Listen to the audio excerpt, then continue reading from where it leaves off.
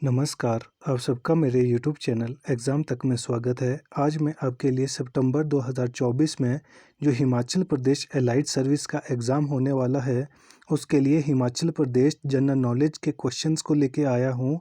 हिमाचल प्रदेश में जो allied service का एग्ज़ाम होता है, उसमें हमारे पास ज़्यादातर question Himachal Pradesh current affair और हिमाचल प्रदेश जनरल नॉलेज से पूछे जाते हैं। तो यहाँ पर मैं आपके लिए हिमाचल प्रदेश जनरल नॉलेज के क्वेश्चंस को लेकर आया हूँ। और यहाँ पर जितने भी मेरे क्वेश्चन रहेंगे, ये मैंने खुद से प्रिपेयर किए हैं, जिसके लिए मेरी रेफरेंस बुक है मियाँ गोवर्धन सिंह और जगमोहन बोलोखरा। यदि किसी को मेरे क्वेश्चन में किसी प्रकार का कोई डाउट हो, तो मेरी इंस्टाग्राम आईडी एग्ज़ाम तक 9 या टेलीग्राम चैनल एग्ज़ाम तक 9 में आप मुझसे पूछ सकते हैं। तो चलिए आज के वीडियो को शुरू करते हैं। हमारा पहला प्रश्न है, सही कथनों को चुनिए। तो यहाँ पर हमारे पास 4 स्टेटमेंटें दी हुई है और उसमें से जो ट्रू स्टेटमेंट है उसको हमने चूज़ करना है। पहली स्टेटमेंट है, यमुना नदी का वैदिक नाम कालिंदी है। सेकंड स्टेटमेंट है, यमुना नदी उत्तराखंड से निकलती है। थर्ड स्टेटमेंट है, यमुना नदी हिमाचल प्रदेश के शिमला और सिरमौर जिले में बहती है। फोर्थ स्टेटमेंट है, यमुना नदी उत्तरकाशी क्षेत्र के कालिंद पर्वत से यमुनोत्री नामक स्थान से निकलती है। तो जो हमारे पास यहाँ पर पहली स्टेटमेंट है कि जो यमुना नदी है, यमुना नदी का वैदिक नाम कालिंदी है, तो ये बिल्कुल सही हो जाएगा हमारे पास। जो यमुना नदी है, तो यमुना नदी का वैदिक नाम क्या है? तो यमुना नदी का वैदिक नाम कालिंदी है। इसी तरह से मैंने आपको बताया था कि जो हमारे पास चिनाब नदी है, तो चिनाब नदी का वैदिक नाम क्या है? तो चिनाब नदी का वैदिक नाम अस्कनी है और सतलुज नदी का वैदिक नाम सतुद्री है। सेकंड स्टेटमेंट थी, यमुना नदी उत्तराखंड से निकलती है, तो ये स्टेटमेंट बिल्कुल सही हो जाएगी। जो यमुना नदी है ये कहाँ से निकलती है? तो यमुना नदी हमारे पास उत्तराखंड से निकलती है, तो ये भी बिल्कुल स्टेटमेंट सही हो जाएगी। थर्ड स्टेटमेंट है, यमुना नदी हिमाचल प्रदेश के शिमला सिरमौर जिले में बहती है, तो ये स्टेटमेंट हमारे पास गलत हो जाएगी। जो यमुना नदी है ये हिमाचल प्रदेश के ओनली कौन सी डिस्ट्रिक्ट में बहती है? तो ये हमारे पास सिरमौर डिस्ट्रिक्ट में बहती है, ये शिमला डिस्ट्रिक्ट में नहीं बहती है। तो इसके बारे में भी आपको पता होना चाहिए कि जो यमुना नदी है ये हिमाचल प्रदेश की केवल एक डिस्ट्रिक्ट में बहती है, तो वो कौन सी डिस्ट्रिक्ट है? तो वो है हमारे पास सिरमौर डिस्ट्रिक्ट। तो ये वाली स्टेटमेंट हमारी थर्ड वन गलत हो जाएगी। फोर्थ स्टेटमेंट है हमारे पास, यमुना नदी उत्तरकाशी क्षेत्र के कालिंद पर्वत से यमुनोत्री नामक स्थान से निकलती है। तो जो हमारे पास यमुना नदी है ये कहाँ से निकलती है? ये उत्तराखंड के उत्तरकाशी क्षेत्र से निकलती है। और वहाँ पे कौन से पर्वत से निकलती है? तो ये हमारे पास कालिंद पर्वत से निकलती है, जिसके कारण इसका जो वैदिक नाम है वो क्या पड़ जाता है? वो कालिंदी हो जाता है। तो ये आपको पता होना चाहिए कि जो यमुना नदी है ये कहाँ से निकलती है? तो यमुना नदी हमारे पास उत्तराखंड के कालिंद पर्वत से निकलती है। और जो कालिंद पर्वत के पास कौन सा क्षेत्र है? तो कालिंद पर्वत के पास हमारे पास यमुनोत्री नामक क्षेत्र है, जिसके कारण इसको यमुना और यमुनोत्री भी कहा जाता है। तो इस तरह से जो फोर्थ स्टेटमेंट है ये भी सही हो जाएगी। तो यहाँ पर फर्स्ट सेकंड और फोर्थ, तो ऑप्शन सी यहाँ पर हमारे पास राइट हो जाएगा। जो इस तरह के आपको क्वेश्चंस देखने के लिए मिलेंगे, ये आपके पास HAS एलाइड सर्विस NT जो क्लास 1 क्लास 2 के हिमाचल के एग्ज़ाम होते हैं, वहाँ पर आपको इस तरह के जो क्वेश्चंस होते हैं वो देखने को मिलते हैं। जबकि जो क्लास थर्ड है, तो क्लास थर्ड में आपको डायरेक्ट क्वेश्चन देखने को मिलते हैं। तो वहाँ पर आपके पास डायरेक्ट क्वेश्चन पूछा जाएगा कि जो यमुना नदी है, यमुना नदी का वैदिक नाम क्या है? या डायरेक्ट क्वेश्चन वहाँ पर पूछा जाएगा कि जो यमुना नदी है तो वह किस राज्य से निकलती है या कहाँ से निकलती है? या क्वेश्चन पूछा जाएगा कि यमुना नदी हिमाचल प्रदेश के किस जिले में बहती है? वहाँ पर इस तरह के जो डायरेक्ट क्वेश्चन है वो पूछे जाते हैं। जबकि जो क्लास 1 और क्लास 2 के एग्ज़ाम है वहाँ पर हमारे पास इस तरह से स्टेटमेंटें दी हुई होती है और उन स्टेटमेंट में से या तो वहाँ पर राइट ऑप्शन आपको जो राइट स्टेटमेंट है वो चूज़ करनी होती है या आपको रॉन्ग स्टेटमेंट वहाँ पर चूज़ करनी होती है और इस तरह से 3-4 ऑप्शन आपके पास नीचे दिए हुए होते हैं। तो ये थोड़ा सा जो लेवल है ये हाई रहता है। यहाँ पर जो मैं आपके एलाइड सर्विस का एग्ज़ाम होगा उसमें भी हमारे पास कुछ क्वेश्चन इस तरह से स्टेटमेंट में पूछे जाएंगे और कुछ एक क्वेश्चन आपको वहाँ पर डायरेक्ट भी देखने को मिलेंगे। लेकिन मैं आपके लिए जो ज़्यादातर क्वेश्चन है वो स्टेटमेंट वाले लेके आता हूँ, क्योंकि इस तरह के जो क्वेश्चंस होंगे ये आपको किसी भी बुक में देखने के लिए नहीं मिलेंगे। जो मल्टीपल चॉइस की जितनी भी बुक्स हैं वहाँ पर इस तरह के जो स्टेटमेंट वाले क्वेश्चन हैं वो आपको देखने को नहीं मिलेंगे। तो हमारा अगला क्वेश्चन है, गलत कथन को चुनें। यहाँ पर हमारे पास 4 स्टेटमेंटें दी है और इसमें से हमारे को जो रॉन्ग स्टेटमेंट है उसको चूज करना है। तो जो पहली स्टेटमेंट है वो है, यमुना नदी की मुख्य सहायक नदियाँ हैं गिरी, बाटा व टॉन्स। सेकंड स्टेटमेंट है, यमुना नदी हिमाचल प्रदेश को छोड़ने के बाद उत्तर प्रदेश में प्रवेश करती है। थर्ड स्टेटमेंट है, यमुना नदी ताजेवाला के पास हिमाचल प्रदेश को छोड़ती है। फोर्थ स्टेटमेंट है, यमुना नदी का पौराणिक संबंध सूर्यदेव से है।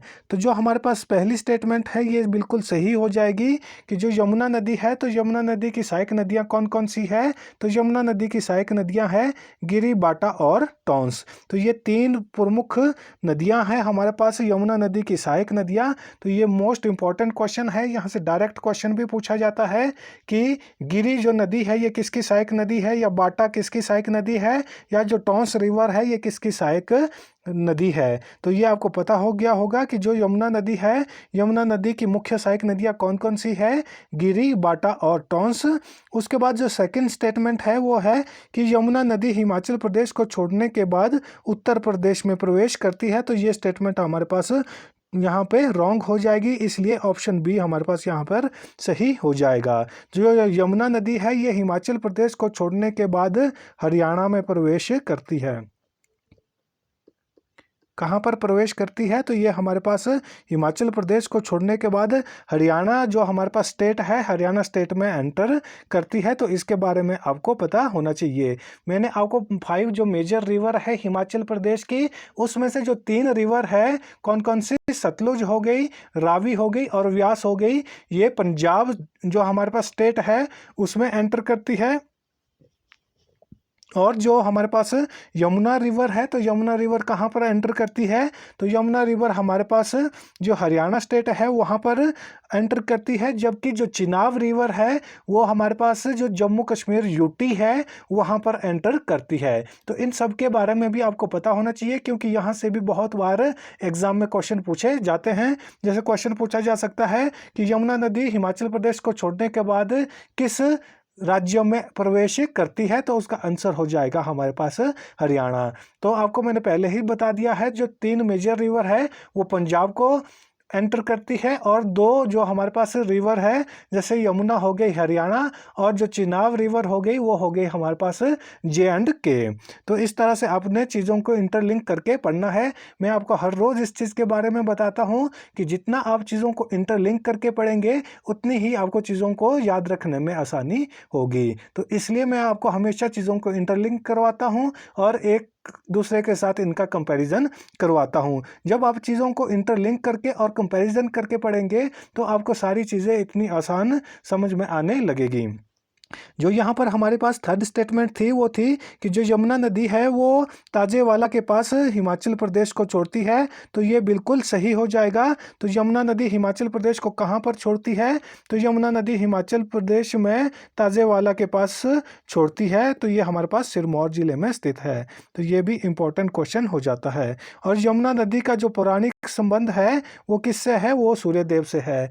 तो यहाँ पर जो क्वेश्चन पूछा जाता है वो पूछा जाता है कि निम्नलिखित निम्नलिखित में से किस रिवर का संबंध सूर्यदेव से है? तो उसका आंसर हो जाएगा हमारे पास यमुना रिवर। यदि आपने एचपी टेट का एग्जाम दिया हुआ होगा तो वहां पर आपको ये क्वेश्चन देखने को मिला हुआ होगा कि जो यमुना नदी है, तो यमुना नदी का जो पौराणिक संबंध है वो किससे है? तो वो सूर्यदेव से है। तो ये हमारे पास इंपॉर्टेंट क्वेश्चन हो जाता है। और हिमाचल प्रदेश में जो एलाइड सर्विस का एग्जाम होने वाला है उसमें हमारे पास हिमाचल प्रदेश करंट अफेयर के क्वेश्चन भी पूछे जाते हैं। तो हिमाचल प्रदेश करंट अफेयर के लिए मैं अपने चैनल पर अलग से वीडियो बनाता हूं, तो आप मेरे चैनल पर गिरिराज करंट अफेयर के नाम से अलग से जो मैंने प्लेलिस्ट बनाई है वहां पर आप उस वीडियो को देख सकते हैं। हमारा अगला क्वेश्चन है, सही कथनों को चुनिए। तो यहाँ पर हमारे पास 4 स्टेटमेंट फिर से दी हुई है और इसमें से जो ट्रू स्टेटमेंट है उनको हमने चूज करना है। तो पहली स्टेटमेंट है, यमुना नदी हिमाचल प्रदेश में 22 किलोमीटर बहती है। सेकंड स्टेटमेंट है, गिरी नदी को गिरी गंगा भी कहा जाता है। थर्ड स्टेटमेंट है, गिरी गंगा शिमला जिले की जुब्बल तहसील से निकलती है। फोर्थ स्टेटमेंट है, गिरी नदी सिरमौर को 2 बराबर भागों में बांटती है। तो जो हमारे पास यहाँ पर पहली स्टेटमेंट है ये बिल्कुल सही हो जाएगी। यमुना नदी हिमाचल प्रदेश में कितने किलोमीटर बहती है? तो ये हिमाचल प्रदेश में 22 किलोमीटर बहती है। तो हिमाचल प्रदेश में जो 5 मेजर रिवर है उसमें से सबसे छोटी रिवर कौन सी है, ये एग्जाम में पूछा जाता है। तो सबसे छोटी रिवर हमारे पास यमुना रिवर है। और सबसे लंबी रिवर कौन सी है? तो वो हमारे पास सतलुज रिवर है जो हिमाचल प्रदेश में 320 किलोमीटर बहती है। तो इसके बारे में आपको पता होना चाहिए। यहाँ पर जो 5 मेजर रिवर है उनके मैं आपको बता देता हूँ कि वो हिमाचल प्रदेश में कितने किलोमीटर बहती है। तो सबसे ज़्यादा हमारे पास सतलुज है 320 किलोमीटर, और उसके बाद सेकंड नंबर पर व्यास है 256 किलोमीटर, और थर्ड नंबर पे आती है रावी रिवर जो हमारे पास हिमाचल प्रदेश में 158 किलोमीटर, और उसके बाद हमारे पास जो चिनाब है फोर्थ वन, वो हिमाचल प्रदेश में 122 किलोमीटर बहती है। और जो यमुना रिवर है ये हिमाचल प्रदेश में ओनली 22 किलोमीटर बहती है। उसके बाद जो सेकंड स्टेटमेंट थी कि जो गिरी नदी है, मैंने आपको पहले ही बताया है कि गिरी नदी किसकी ट्रिब्यूटरी है। तो गिरी नदी हमारे पास यमुना नदी की ट्रिब्यूटरी है।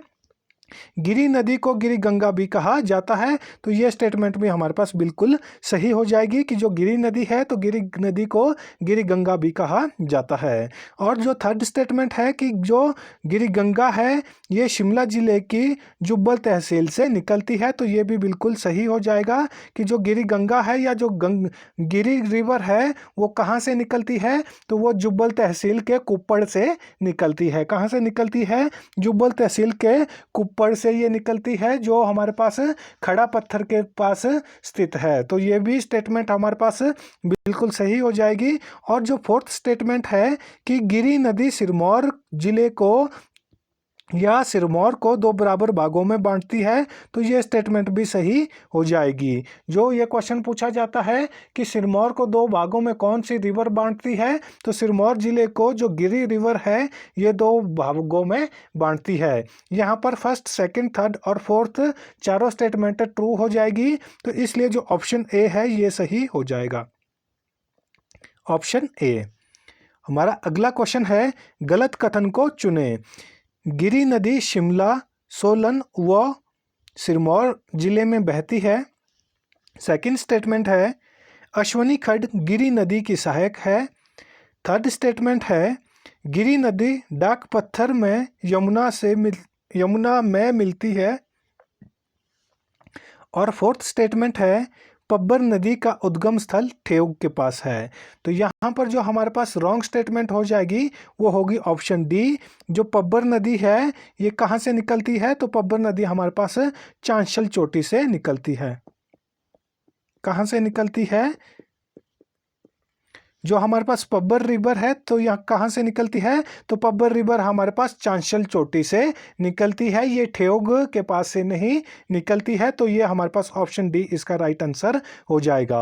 और यहाँ पर जो हमारे पास फर्स्ट स्टेटमेंट दी गई थी कि जो गिरी नदी है, गिरी नदी शिमला, सोलन और सिरमौर जिले में बहती है, तो ये स्टेटमेंट बिल्कुल सही हो जाएगी। तो गिरी नदी कहाँ से निकलती है? वह शिमला के, मैंने आपको बताया शिमला के खड़ा पत्थर के पास कुप्पड़ से निकलती है। है और उसके बाद वो सोलन ज़िले में बहती है और सोलन ज़िले में बहने के बाद वह कहाँ पर सिरमौर ज़िले में बहती है और सिरमौर ज़िले के बाद वह डाक पत्थर के पास यमुना रिवर में मिल जाती है। तो ये पहली स्टेटमेंट बिल्कुल सही है। और सेकंड स्टेटमेंट थी कि अश्वनी खड्ड गिरि नदी की सहायक नदी है, तो ये भी सही है। जो मैंने आपको अश्वनी खड्ड के बारे में बताया था कि ये कहाँ पर स्थित है, तो अश्वनी खड्ड हमारे पास सोलन जिले में स्थित है और ये हमारे पास जो गिरि नदी है ये गिरि नदी की ट्रिब्यूटरी है। और जो अगली स्टेटमेंट थी कि गिरि नदी डाक पत्थर के पास यमुना में मिलती है, तो ये स्टेटमेंट भी हमारे पास बिल्कुल ट्रू हो जाएगी।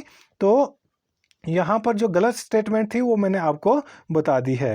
हमारा अगला क्वेश्चन है, आंध्रा खड्ड किस स्थान पर पब्बर नदी में मिलती है। तो जो आंध्रा खड्ड है इसके बारे में भी आपको पता होना चाहिए कि जो आंध्रा खड्ड है ये किसकी ट्रिब्यूटरी है, तो आंध्रा खड्ड हमारे पास पब्बर नदी की ट्रिब्यूटरी है। और यहाँ पर जो हमारे पास क्वेश्चन पूछा गया है वो पूछा गया है कि जो आंध्रा खड्ड है ये किस स्थान पर पब्बर नदी में मिलती है। ए रोहड़ू, बी चिड़गांव, सी सरस्वती नगर, डी ठियोग। तो इसका सही आंसर होगा ऑप्शन बी चिड़गांव। जो आंध्रा खड्ड है ये किस जिले में बहती है, तो ये हमारे पास शिमला जिले में बहती है। कहाँ पर बहती है, ये हमारे पास शिमला जिले में बहती है।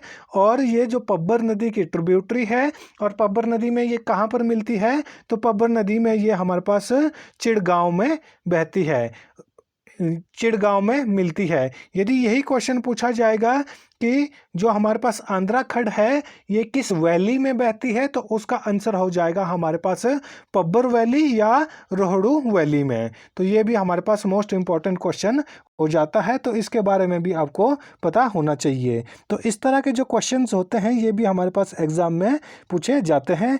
और यहाँ से मैं आपको एक और क्वेश्चन बता देता हूँ कि जो आंध्रा नदी है, आंध्रा नदी के ऊपर आंध्रा हाइड्रो प्रोजेक्ट लगाया गया है। तो कौन सा आंध्रा हाइड्रो प्रोजेक्ट कहाँ लगाया गया है, वो डिस्ट्रिक्ट शिमला में लगाया गया है।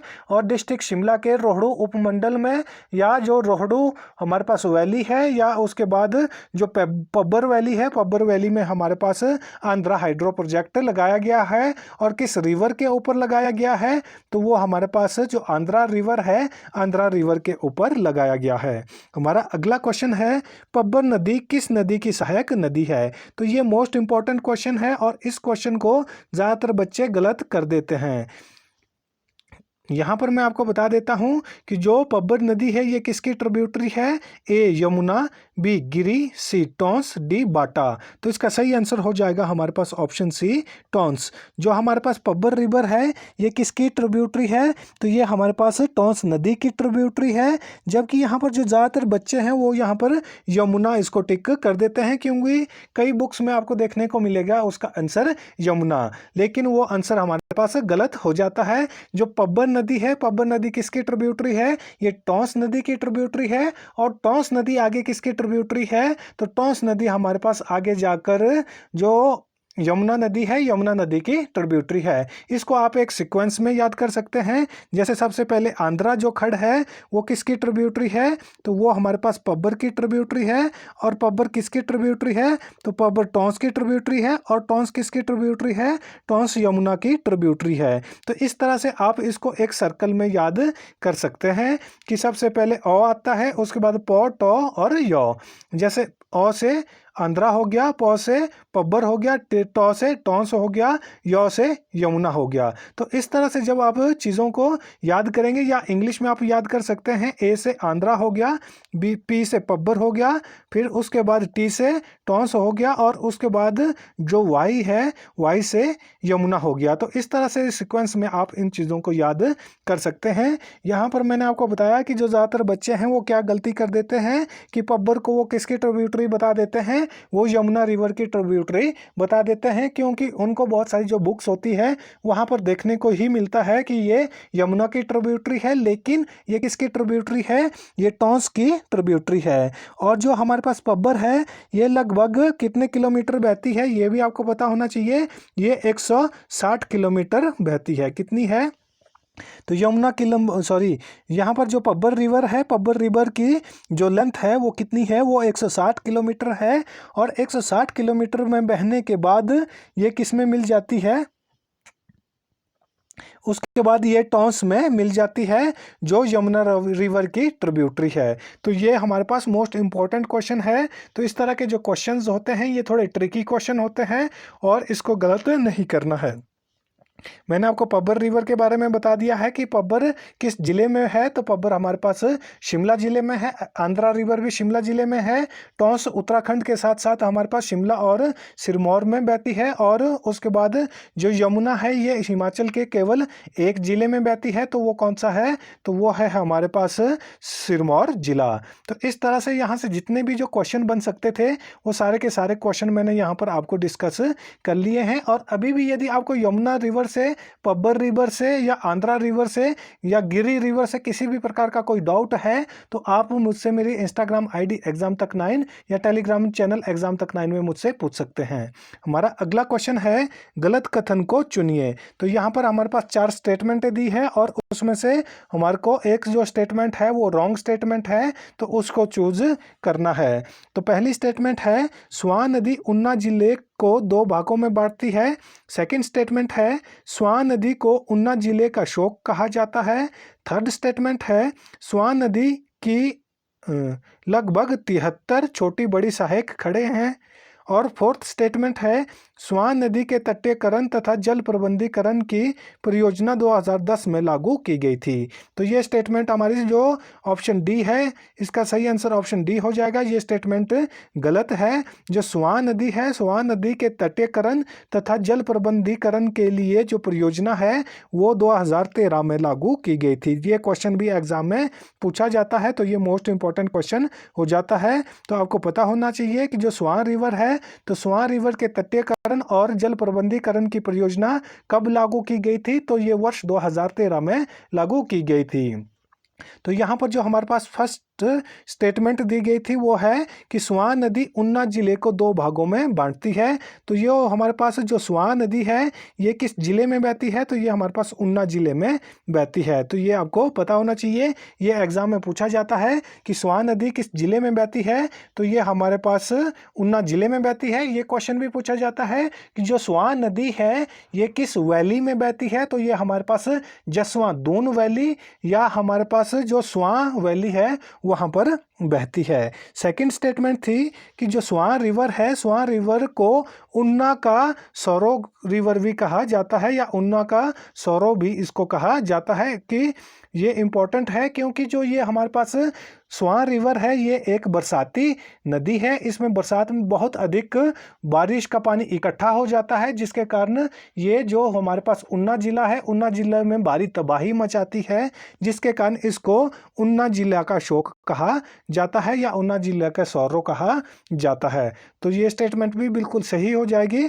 तो थर्ड स्टेटमेंट थी कि जो स्वान नदी है इसमें लगभग 73 छोटी बड़ी सहायक खड़े मिलती है। तो ये स्टेटमेंट भी हमारे पास सही हो जाएगी। जब आपको पता होगा कि जब किसी रिवर में 73 छोटी बड़ी रिवर आपस में मिल जाती है तो वो कितनी बड़ी रिवर बन जाएगी। और ये सारी की जो सारी इसकी जो खड़े भी हैं ये भी हमारे पास बरसाती रिवर है क्योंकि जब बरसात में बहुत सारा बारिश होती है और उसके बाद वो जो नाले होते हैं, जो खड़े होती हैं वो आ जाती है और जिसके कारण ये ऊना जिले में भारी तबाही मचाती है। और उसी तबाही से बचाने के लिए 2013 में इसके तटीयकरण और जल प्रबंधीकरण के लिए परियोजना शुरू की गई थी। कब की गई थी? 2013 में। तो इसको भी आप एक सीक्वेंस में याद कर सकते हैं कि जो स्वां रिवर है ये किस जिले में है और उसके बाद इसे क्यों उसको शोक कहा जाता है और इसकी कितनी रिवर्स हैं वो मैंने आपको बता दी है। और उसके जल तटीय प्रबंधीकरण के लिए